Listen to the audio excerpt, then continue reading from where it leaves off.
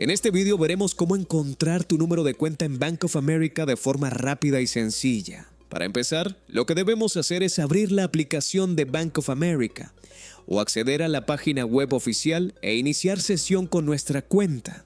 Una vez hayamos iniciado sesión, nos dirigiremos al apartado de cuentas y seleccionaremos la cuenta bancaria de la que queremos consultar el número.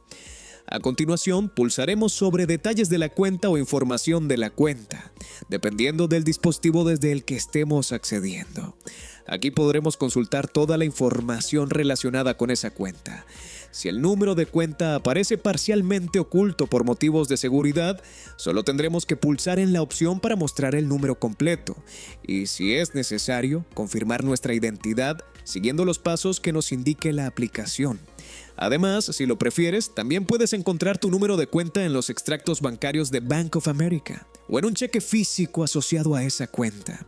Y listo. Así de fácil podrás consultar tu número de cuenta de Bank of America siempre que lo necesites.